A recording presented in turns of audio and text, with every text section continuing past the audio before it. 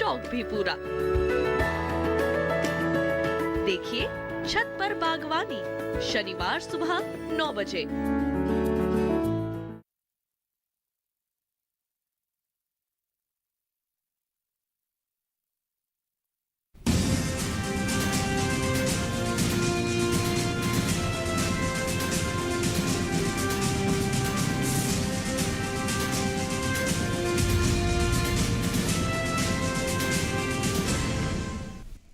नमस्कार, किसान समाचार में आप सभी का स्वागत है। मैं हूं संतोष चौधरी। तो चलिए सबसे पहले नजर डालते हैं सुर्खियों पर।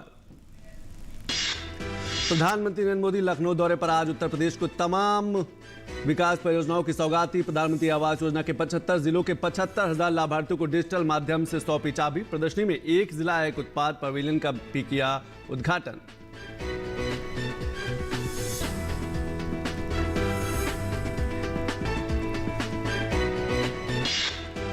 केंद्रीय कृषि मंत्री नरेंद्र सिंह तोमर ने असम में शहद प्रसंस्करण की एक इकाई का किया उद्घाटन। ग्रामीण अर्थव्यवस्था को मजबूत करने, बढ़ावा देने तथा किसानों की आय बढ़ाने पर दिया गया बल। असमी कृषि गतिविधियों को बढ़ावा देकर किसानों की आय बढ़ाने का प्रयास। कृषि मंत्री ने पूर्वोत्तर के लोगों से केंद्र की योजनाओं, खासकर 1 लाख करोड़ रुपए के कृषि बुनियादी ढांचा कोष का लाभ उठाने की अपील।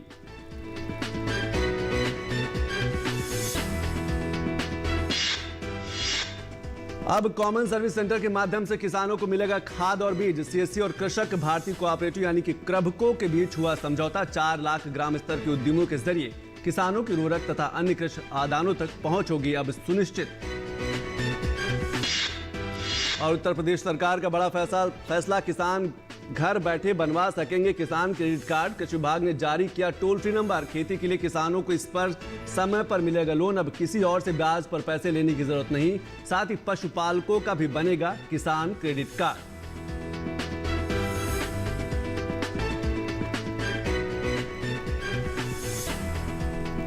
तो चलिए खबरों पर विस्तार से नजर डाल लेते हैं और सबसे पहले बात करते हैं किसान आंदोलन की। सुप्रीम कोर्ट में सोमवार को किसान प्रदर्शन के खिलाफ दाखिल याचिका पर सुनवाई हुई। सुनवाई के दौरान सुप्रीम कोर्ट ने पूछा कि उसने 3 कृषि कानूनों पर रोक लगा रखी है, फिर सड़कों पर प्रदर्शन क्यों हो रहा है। किसान आंदोलन के चलते बाधित पड़ी दिल्ली की सीमा खोलने की मांग पर सुप्रीम कोर्ट ने 43 किसान संगठनों को नोटिस भी जारी किया है।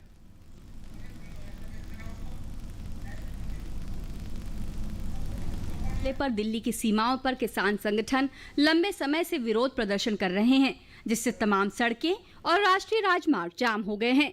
इससे लोगों को भारी मुश्किलों का सामना करना पड़ रहा है। विरोध प्रदर्शन के मसले पर कोर्ट में कुछ याचिकाएं भी लंबित हैं। सुप्रीम कोर्ट ने सोमवार को किसान महापंचायत नाम के संगठन की अर्जी पर सुनवाई करते हुए विरोध प्रदर्शन पर सख्त टिप्पणियां की हैं। सुप्रीम कोर्ट ने पूछा है, जब हमने 3 कृषि कानूनों पर स्थगन आदेश दे रखा है तो किसान क्यों प्रदर्शन कर रहे हैं। जब आपने अदालत के समक्ष कानून को चुनौती दे रखी है तो आप विरोध प्रदर्शन कैसे कर सकते हैं। आप दोनों चीजें एक साथ नहीं कर सकते हैं। आप एक कानून को चुनौती भी देंगे और फिर विरोध प्रदर्शन भी करेंगे। कोर्ट ने टिप्पणी की कि आप एक रास्ता चुनें, कोर्ट का, संसद का या फिर सड़क और प्रदर्शन का। दरअसल सुप्रीम कोर्ट किसान महापंचायत नाम के संगठन की अर्जी पर सुनवाई कर रहा था। किसान महापंचायत ने शीर्ष अदालत से मांग की थी कि उन्हें दिल्ली के जंतर मंतर पर सत्याग्रह करने की अनुमति दी जाए। इस पर अदालत ने पूछा कि जंतर मंतर पर विरोध प्रदर्शन करने का क्या तुक है। आप दोनों चीजें एक साथ नहीं कर सकते हैं। आप एक कानून को चुनौती भी देंगे और फिर विरोध प्रदर्शन भी करेंगे। जस्टिस AM खनविलकर की अध्यक्षता वाली सुप्रीम कोर्ट की खंडपीठ ने कहा, हम देखेंगे कि विरोध प्रदर्शन के अधिकार का मुद्दा क्या वास्तव में एक मूलभूत अधिकार है। सुनवाई के दौरान अटॉर्नी जनरल KK वेणुगोपाल ने लखीमपुर खीरी की घटना का जिक्र किया।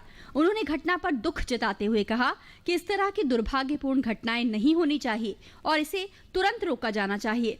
वहीं सुप्रीम कोर्ट ने कहा कि जब भी इस तरह की घटनाएं होती हैं तो कोई इसकी जिम्मेदारी नहीं लेता है। सुप्रीम कोर्ट ने याचिकाकर्ता संगठन की ओर से राजस्थान हाई कोर्ट में लंबित याचिका को सुनवाई के लिए अपने पास ट्रांसफर किया। इस याचिका में संगठन ने कृषि कानून की वैधता को हाई कोर्ट में चुनौती दी है। 21 अक्टूबर को आगे कोर्ट सुनवाई करेगा।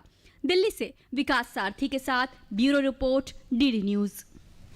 और उत्तर प्रदेश से एक बड़ी खबर की बात करते हैं कि घर बैठे अब किसान क्रेडिट कार्ड आसानी से बनवा सकते हैं। यानी कि जो केसीसी है अब उनके लिए उन्हें बैंक जाने की जरूरत नहीं, तहसील के चक्कर लगाने की जरूरत नहीं है, घर बैठे ऑनलाइन बनवा सकते हैं। उत्तर प्रदेश में उन किसानों के लिए राहत भरी खबर है जो किसान क्रेडिट कार्ड बनवाना चाहते हैं। अब उन्हें किसी तरह की परेशानी नहीं होगी। एक टोल फ्री नंबर भी दिया गया है। अब किसान घर बैठे केसीसी यानी कि किसान क्रेडिट कार्ड बनवा सकेंगे। उन्हें बैंकों के चक्कर काटने की जरूरत नहीं है और किसानों के इससे कई फायदे होंगे। कृषि विभाग उत्तर प्रदेश ने इसके लिए एक टोल फ्री नंबर भी जारी किया है, लेकिन कुछ शर्त है उनको पूरा करना होगा। उसके बाद ही किसानों को केसीसी का फायदा मिलेगा। अनिवार्य शर्त यह है कि अब किसान का कृषि विभाग में पंजीयन होना चाहिए, बिना इसके कार्ड नहीं बन सकेगा। उत्तर प्रदेश की कृषि विभाग का एक बड़ा फैसला है कि किसान क्रेडिट कार्ड के लिए अब उत्तर प्रदेश में किसानों को कहीं भी जाने की जरूरत नहीं है।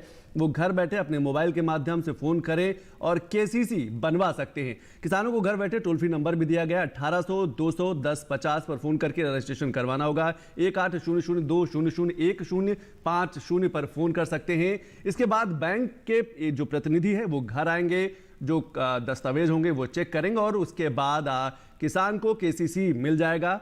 किसान क्रेडिट कार्ड के किसानों के लिए एक एटीएम जैसा है कि कभी भी वक्त जरूरत वो पैसा निकाल सकते हैं। अगर बुआई का समय है, उनके पास पैसे नहीं है, तो केसीसी के माध्यम से वो लोन ले सकते हैं, पैसा निकाल सकते हैं। खेती के लिए किसानों को इस पर समय पर आसान तरीके से बहुत ही कम ब्याज पर किसानों को लोन मिल जाता है। इसकी वजह से किसानों को अब किसी और से ब्याज पर पैसे लेने की जरूरत नहीं पड़ती और यह सबसे बड़ी सुविधा है कि किसानों के लिए।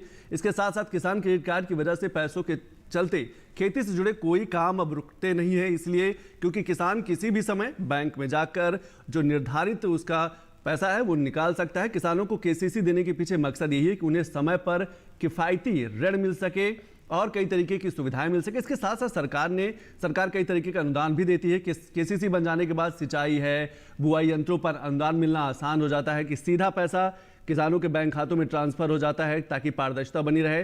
प्रदेश सरकार किसानों को बीज के अलावा बुआई और सिंचाई यंत्रों पर लगातार अनुदान दे रही, यानी कि सब्सिडी दे रही, ताकि किसान ज्यादा से ज्यादा इसका लाभ उठा सके। इसके लिए भी किसानों को पंजीयन कराना जरूरी और आप अपने नजदीकी तहसील है या कृषि विभाग है या विकास खंड पर जाकर पंजीयन करा सकते हैं। टोल फ्री नंबर से मदद ले सकते हैं। अनुदान के पैसे सीधे किसानों के खाते में भेजे जाएंगे, यानी कि जो बिचौलिया पहले हुआ करता था उसकी अब कोई जरूरत नहीं है। अब सीधे बैंक खातों में पैसा ट्रांसफर किया जाएगा, लेकिन कुछ कागज आपके पास होने चाहिए। खतौनी है, बैंक पासबुक की फोटोकॉपी और पहचान पत्र लेकर बीज केंद्र जाकर भी पंजीयन करा सकते हैं ताकि कोई भी स्कीम हो उसका अनुदान मिल सके। विभाग के अनुसार इसकी कोई अंतिम तारीख अभी तय नहीं हुई है। और इस पर बात करने के लिए हमारे साथ जुड़ रहे हैं जगदीश भट्ट जी हैं, पूर्व एजीएम हैं, आरबीआई से जुड़े हैं। जगदीश जी, बहुत बहुत स्वागत आपका किसान समाचार से बात करने के लिए। मैं सबसे पहले आपसे यही समझना चाहूंगा कि जब पहले एक किसान को किसान क्रेडिट कार्ड बनवाना होता था तो कई चक्कर लगाने पड़ते थे बैंक के, तहसील के, लेकिन अब इस टोल फ्री नंबर से क्या अब उसको आसानी होगी? बहुत ही आसान तरीके से उसका क्रेडिट कार्ड बन जाएगा? बहुत सुंदर ये उत्तर प्रदेश सरकार की योजना है, जिसके द्वारा किसान क्रेडिट कार्ड बनवाने के लिए उनको टोल फ्री नंबर 1800-200-1050 पर वो पंजीयन करा सकते हैं और उसकी कोई अंतिम तिथि नहीं है। और अगर ये टोल फ्री नंबर से नहीं करा सकते तो किसी ब्लॉक में चले जाएं जहाँ बीडीओ ऑफिस है या जिला कृषि कार्यालय, कृषि अधिकारी के कार्यालय में भी जाकर पंजीयन करा सकते हैं। और उनको घर बैठे जो है इसके बाद पंजीयन होने के बाद किसानों के केसीसी बनाने के लिए बैंक के प्रतिनिधि आएंगे और वो उनसे इस सारी जानकारी लेकर के उनका कर देंगे। किसान क्रेडिट कार्ड जो है वो एटीएम के साथ साथ वो डेबिट कार्ड के रूप में भी काम करता है और उनको बहुत सारी सुविधाएं इससे मिलती हैं। आप 4% ब्याज पर केसीसी से लोन ले सकते हैं और 3 लाख तक के लोन पे कोई भी आपको जो अल्पावधि फसल ऋण है उस पर भी किसी प्रकार की आपको प्रोसेसिंग फीस नहीं लगती है जी।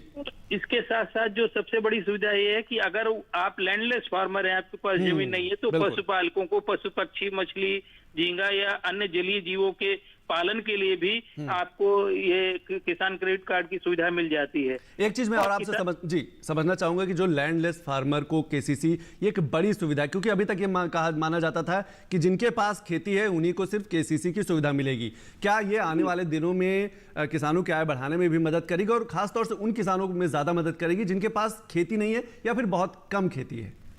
निश्चित रूप से किसानों की आय दोगुना करने के लिए सरकार तमाम तरीके की योजना चला रही है और उनको भी सोचना होगा कि जो हमको सरकार अनुदान दे रही है, योजनाएं कर रही है, उसका हम लाभान्वित हों। प्रदेश में अभी आप देखेंगे कि बहुत कम लोग कार्ड ले रहे हैं। कार्ड 90% लोगों ने लिया, 10% किसानों ने अभी भी नहीं लिया है। और जो ले भी रहे हैं उनके आधे से अधिक जो लोग हैं उन्होंने किसान क्रेडिट कार्ड को उपयोग नहीं किया है। तो इस प्रकार से जो उत्पादन ऋण की आवश्यकता के लिए, यहाँ तक कि अगर उनको घरेलू उपयोग के लिए भी चाहिए तो किसान क्रेडिट कार्ड में 10% तक अल्पावधि सीमा का वो प्रयोग कर सकते हैं। ज्यादा उपयोग उन्हें नहीं करना चाहिए, नहीं तो वो फिर फसल की ऋण की आवश्यकताओं को पूरा नहीं कर पाएंगे, तो फिर आय सृजित नहीं होगी और कैसे फिर उसको लौटाएंगे। और समय से अगर लौटाएंगे तो उनको जो है ये आपको जो सबसे ज्यादा सुविधा मिल रही है कि ब्याज सबवेंशन स्कीम भी है, इंटरेस्ट जो ब्याज मुक्त योजना है वो भी उसका उनको लाभ मिलता है। एक चीज़ और मैं आपसे समझना चाहूँगा कि पहले केसीसी बनवाने में बैंकों के चक्कर लगाने पड़ते थे, काफ़ी कागजी प्रक्रिया होती थी, उससे भी मतलब उससे भी राहत मिली है। लेकिन क्या ये इसको लेकर भी प्रचार प्रसार करने की ज़रूरत है कि केसीसी से लिया हुआ लोन बहुत ही कम ब्याज पर मिलता है और अगर आप समय पर चुकाते हैं तो उसके लिए कई ढेर सारी सुविधाएं भी हैं। बिल्कुल, ये इसके लिए अवेयरनेस प्रोग्राम की जरूरत है, जागरूकता की है। किसानों को ये दूरदर्शन के माध्यम से आप लोग जैसे कर रहे हैं, ऐसे समाचार पत्रों के माध्यम से, और इसमें बड़ी भूमिका जो बैंक करेस्पॉन्डेंट हैं उनके द्वारा, जो कि उन्हीं के बीच में रहते हैं, उनके जैसे लोग हैं, वो भी इस चीज को बता सकते हैं। और रिजर्व बैंक इससे समय समय पर जो है फाइनेंशियल लिटरेसी प्रोग्राम करती है और बैंकों को भी कहा जाता है, क्षेत्रीय ग्रामीण बैंकों को, कि किसानों की जागरूकता के लिए समय पर वित्तीय साक्षरता शिविर लगाएं। और उनको बैंक जाने की आवश्यकता नहीं है, उनके घर बैठे किसान क्रेडिट कार्ड उनको उपलब्ध हो सकता है। और जिस प्रकार से आप जानते हैं कि बैंक से ब्याज लेने पर 1,60,000 तक के ऋण के लिए उनको कोई कोलेटरल सिक्योरिटी की भी जरूरत नहीं है। और उसके साथ जो महंगे ब्याज लेने पर तमाम सारे लोगों के यहाँ वो पूरी उनकी जिंदगी और पीढ़ी गुजर जाती है, ऐसी जगहों से लोन लेने से उनके जीवन स्तर का जो वो हो जाता है, उसमें दिक्कत आती है। तो उसको सुधारने के लिए सरकार समय समय पर ये उपयोग कर रही है। फसल कटने के बाद के खर्चे के लिए भी, यहाँ तक कि जो उनका कृषि उत्पाद होता है उसकी मार्केटिंग के लिए, उसके विपणन के लिए भी लोन देती है। और कृषि संबंधी जो और भी गतिविधियां हैं, जैसे पंप सेट है, स्पेयर है, डेयरी पशु है, उसके निवेश के लिए भी उनको जो है कार्यशील पूंजी वर्किंग कैपिटल के रूप में भी मिलती है। तो किसान परिवार की उपभोग संबंधी आवश्यकताओं के लिए मिलती है। जगदीश जी, और समय की बीमा होता है जी, समय की बेहद कमी है। मैं एक आखिरी सवाल आपसे समझना चाहूंगा बहुत ही संक्षिप्त में, कि जैसे आपने बैंक मित्र की भूमिका की बात की, क्या जो जनप्रतिनिधि हैं, तो चाहे वो ग्राम प्रधान हो, चाहे विधायक हो या जिला पंचायत सदस्य हो, वो भी किसानों को जागरूक कर सकता है कि किसान क्रेडिट कार्ड के कितने फायदे हैं और समय पर चुकाने के कितने फायदे हैं? अब बिल्कुल करना चाहिए। जब जो चीज जनता के लिए है, जन सामान्य को देने के लिए है, उसकी अगर जो जनप्रतिनिधि हैं उनका दायित्व तो बनता है कि वो पहुंचाएं। और बैंकों का भी है, बैंक भी इस प्रकार से वित्तीय साक्षरता के शिविर लगाएं। आज जो जरूरत है, आवश्यकता है कि फाइनेंशियल इंक्लूजन जो है जब तक नहीं पहुंचेगा, लोगों तक समावेशी विकास नहीं हो पाएगा, वहां तक सूचना नहीं मिल पाएगी, तो उसका लाभ नहीं ले पाएंगे। और बिचौलिए और जो दूसरे लोग ठगने वाले लोग हैं उनसे वो बच सकेंगे। तो किसानों की सुविधा के लिए सरकार के तमाम सारी स्कीमों की जागरूकता के लिए समाचार पत्रों को, दूरदर्शन को, जनप्रतिनिधियों को और बैंक कर्मचारियों सबका समन्वित प्रयास होना चाहिए। और किसी न किसी रूप में वहां तक जागरूकता करने के लिए शिविर लगाएं या बोल करके किसी भी प्रकार से उन तक सूचना दें। बिल्कुल सही कह रहे हैं कि आपकी समन्वित प्रयास करने की जरूरत है, ताकि सब लोग जागरूक हो सके। और किसानों को जागरूक करना बहुत ही जरूरी। तो उत्तर प्रदेश सरकार का एक बड़ा फैसला कि किसान जो है केसीसी अब घर बैठे बनवा सकते हैं। बहुत बहुत शुक्रिया जगदीश जी इस पर बात करने के लिए। तो बहुत बड़ा फैसला है कि किसान क्रेडिट कार्ड बनवाने के लिए अब आप बैंक को जाने की जरूरत नहीं है, तहसील जाने की जरूरत नहीं। आपको टोल फ्री नंबर मिलेगा, वो टोल फ्री नंबर एक बार मैं आपको दोबारा बता देता हूं, 1800-200-1050 पर आप फोन कर सकते हैं और घर बैठे केसीसी के लिए अप्लाई कर सकते हैं। बढ़ते दूसरी खबर की ओर बात करते हैं कि इस मौसम में किसान मेथी की खेती कैसे करें और क्या क्या रखें उसमें सावधानियां।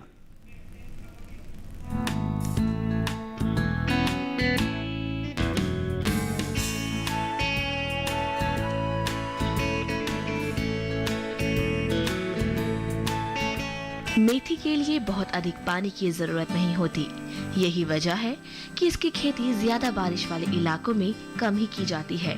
वैज्ञानिकों का ये भी कहना है कि जिन खेतों में मेथी लगी हो उनमें जल निकासी की उचित व्यवस्था होनी चाहिए। इसकी बुआई के लिए दोमट या बलुई दोमट मिट्टी सबसे उपयुक्त होती है। बुआई से पहले खेत को अच्छी तरह जोते और मिट्टी को भुरभुरा बना ले। साथ ही पाटा लगाकर खेत को समतल कर ले। आखिरी जुताई में 100 से 150 क्विंटल प्रति हेक्टेयर के हिसाब से गोबर की खाद मिला दे। मेथी की बुआई में 1 हेक्टेयर जमीन पर 20 से 25 किलो तक बीज लगता है। बोने से पहले बीजोपचार भी जरूरी है। खरपतवार नियंत्रण के लिए बुआई के 25 से 30 दिन बाद पहली और 2 महीने बाद दूसरी निराई गुड़ाई करें। जहां तक बीमारियों का सवाल है तो मेथी में उकठा रोग, पाउडरी मिल्ड्यू यानी चुड़ैल, आसिता रोग हो सकता है। इसे ग्रामीण भाषा में दहिया भी कहा जाता है। इसके अलावा मेथी को डाउनी मिल्ड्यू यानी मृदु रोमिल आसिता और पत्ती पर धब्बा रोग लगने की आशंका रहती है। इन पर बीजोपचार के जरिए ही नियंत्रण हो जाता है। सब्जी के लिए उगाई गई मेथी की 4 से 5 बार कटाई होती है, जबकि बीज के लिए उगाई गई मेथी की पत्ती को 2 से 3 बार ही काटते हैं। बीज के लिए फसल मार्च में पककर तैयार हो जाती है। 1 हेक्टेयर में 90 से 100 क्विंटल तक सब्जी ली जा सकती है, जबकि बीज वाली मेथी से 15 से 20 क्विंटल सब्जी और 12 से 15 क्विंटल तक दाना लिया जा सकता है। और अब बात करेंगे पूर्वोत्तर की, जहां पर केंद्रीय कृषि मंत्री ने एक असम में जाकर एक शहद प्रसंस्करण इकाई का उद्घाटन किया ताकि स्थानीय स्तर पर रोजगार को बढ़ावा दिया जा सके, पूर्वोत्तर क्षेत्र का विकास हो सके। केंद्रीय कृषि मंत्री नरेंद्र सिंह तोमर ने असम के कामरूप जिले के मिर्जा कस्बे में शहद प्रसंस्करण इकाई का एक उद्घाटन किया है। ग्रामीण अर्थव्यवस्था को मजबूत करने, बढ़ावा देने तथा किसानों की आय बढ़ाने पर लगातार बल दिया जा रहा है और ये कहा जा रहा है कि खेती के साथ साथ किसान कुछ दूसरा व्यवसाय भी करे। असम में कृषि गतिविधियों को बढ़ावा देकर किसानों की आय बढ़ाने का प्रयास किया जा रहा है, पूर्वोत्तर का विकास करने का प्रयास किया जा रहा है। राष्ट्रीय मधुमक्खी पालन और शहद मिशन द्वारा राष्ट्रीय मधुमक्खी पालन बोर्ड के तहत इस प्रसंस्करण इकाई की स्थापना की गई है। सरकार किसानों की आय बढ़ाने के लिए बड़े पैमाने पर मधुमक्खी पालन को बढ़ावा दे रही ताकि युवाओं को भी जोड़ा जा सके, और इसके लिए सरकार ने 500 करोड़ रुपए भी अलग से रखे है। केंद्रीय कृषि मंत्री नरेंद्र सिंह तोमर ने कहा कि स्थानीय लोगों को रोजगार देने के लिए जो मधुमक्खी पालन उसको बढ़ावा दिया जा रहा है। सरकार चाहती है कि मधुमक्खी पालकों को उनके उत्पादों के लिए भारत और विदेशों में एक अच्छा बाजार मिल सके। गुजरात के आनंद में मधुमक्खी पालकों के हित में एक अंतर्राष्ट्रीय स्तर की गुणवत्ता परीक्षण प्रयोगशाला भी स्थापित की गई है। वैसे देश में 86% छोटे किसानों के लिए मधुमक्खी पालन एक बेहतर रोजगार का अवसर हो सकता है, ये केंद्रीय कृषि मंत्री नरेंद्र सिंह तोमर ने कहा। उन्होंने कहा कि उनमें से कुछ के पास बहुत कम जमीन है और कुछ के पास बिल्कुल भी जमीन नहीं और वे मजदूर के रूप में काम करते हैं। उनके लिए मधुमक्खी पालन बहुत ही बेहतर है। पूर्वोत्तर लोगों से केंद्र की योजनाओं, खासकर 1 लाख करोड़ रुपए की कृषि बुनियादी ढांचा का कोष का लाभ उठाने का भी उन्होंने आह्वान किया है। और अब देखते हैं मंडी भाव और देखते हैं कि देश के अलग अलग मंडी अनाज जो मंडी भाव हैं, जो मंडी है उसमें अनाजों का क्या क्या है भाव।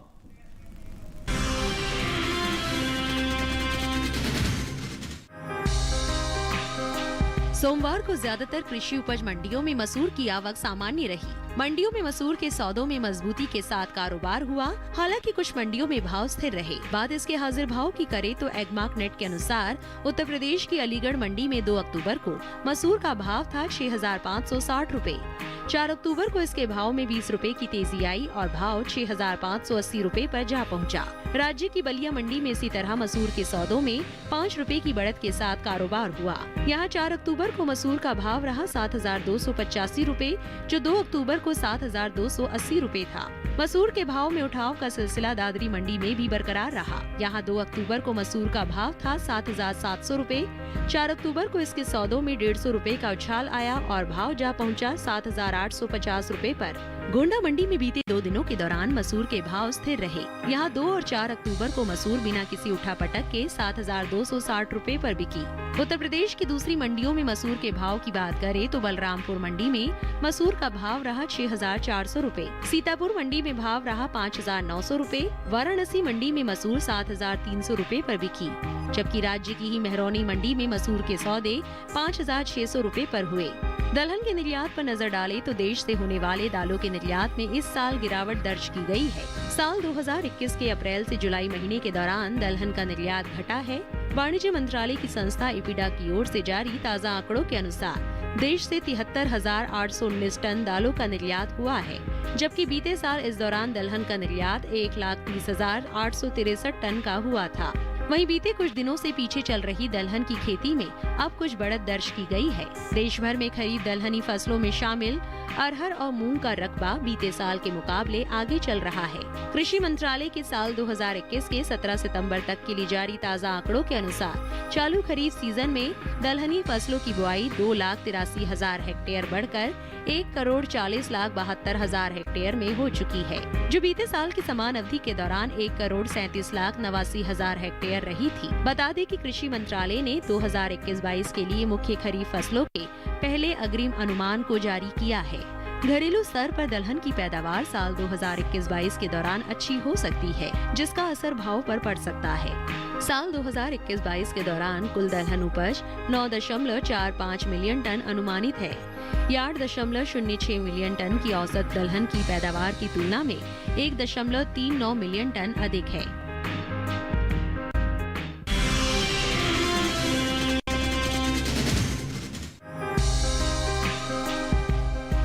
सप्ताह के पहले दिन यानी सोमवार को मंडियों में मक्का की आवक सामान्य रही। अधिकतर कृषि उपज मंडियों में मक्का के सौदों में उठापटक के साथ कारोबार हुआ। हालांकि कुछ मंडियों में भाव स्थिर रहे। बात इसके हाजिर भाव की करें तो गुजरात की जंबूसर मंडी में 30 सितंबर को मक्का का भाव रहा 1,750 रुपए। 4 अक्टूबर को इसके भाव में कोई बदलाव नहीं आया और भाव 1,750 रुपए पर बरकरार रहा।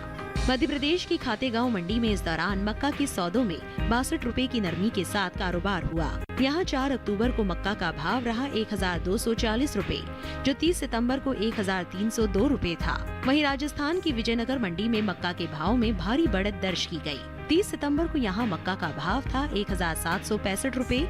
4 अक्टूबर को इसके सौदों में 365 रुपए का उछाल आया और भाव 2,130 रुपए पर जा पहुँचा।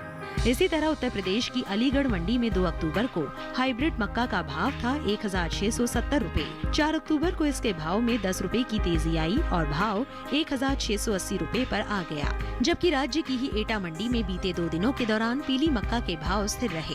यहाँ 2 और 4 अक्टूबर को पीली मक्का बिना किसी उतार चढ़ाव के 1,740 रुपए पर बिकी। उत्तर प्रदेश की दूसरी मंडियों में मक्का के भाव की बात करें तो बदायूं मंडी में पीली मक्का का भाव रहा 1,710 रुपए। शिकोहाबाद मंडी में भाव रहा 1,600 रुपए। सिरसागंज मंडी में हाइब्रिड मक्का 1,650 रुपए पर बिकी।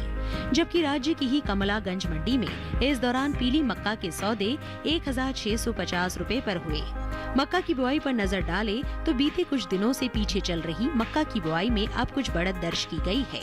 चालू खरीफ सीजन में मक्का की बुआई का रकबा बीते साल के मुकाबले 1 लाख हेक्टेयर आगे चल रहा है। कृषि मंत्रालय की ओर से 17 सितंबर तक के लिए जारी ताज़ा आंकड़ों के अनुसार देश भर में 81,52,000 हेक्टेयर से अधिक के क्षेत्रफल में मक्का बोई जा चुकी है, जबकि बीते साल की समान अवधि में बुआई का रकबा 80,24,000 हेक्टेयर रहा था। बता दें कि साल 2021-22 के लिए मक्का का पहला अग्रिम अनुमान आ चुका है। कृषि मंत्रालय की ओर से जारी पहले अग्रिम अनुमान के अनुसार साल 2021-22 के दौरान देश में मक्का की पैदावार 21.24 मिलियन टन होने का अनुमान लगाया गया है। वही बात मोटे अनाज की पैदावार की करें तो मोटे अनाज की उपज साल 2021-22 के दौरान 34 मिलियन टन अनुमानित है।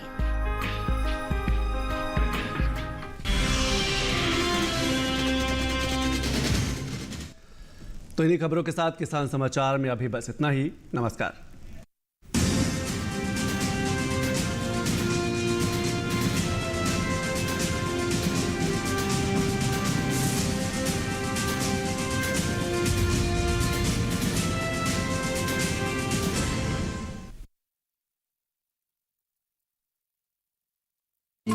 फर्क का नाम है जिंदगी, पाँव ज़मीं पर रहे हौसला आसमां छुए, पाँव ज़मीं पर रहे हौसला आसमां छुए,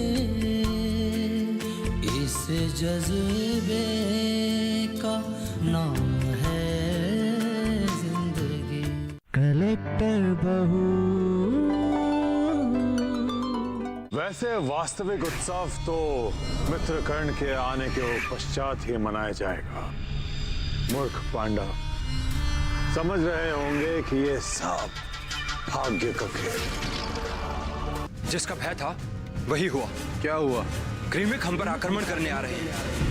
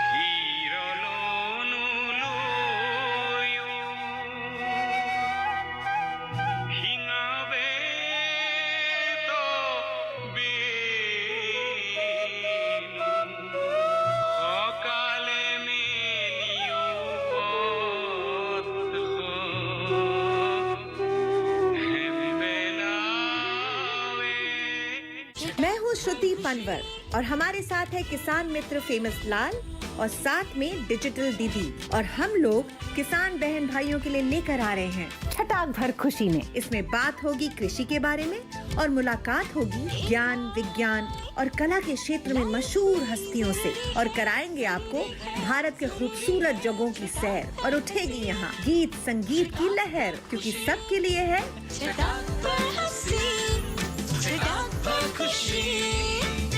छटाक भर खुशी। देखिए हर शुक्रवार शाम 4:30 बजे से।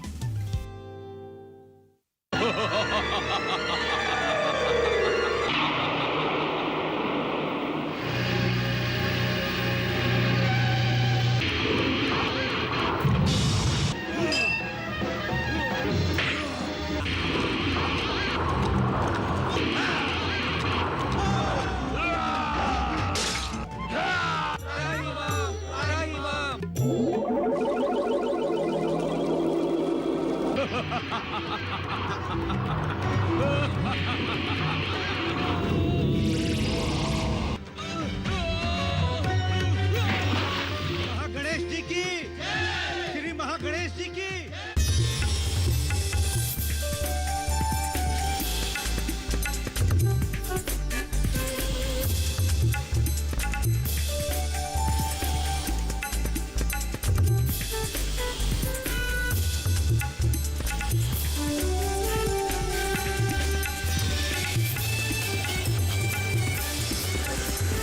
टीवी के साथ बदलते भारत की शान।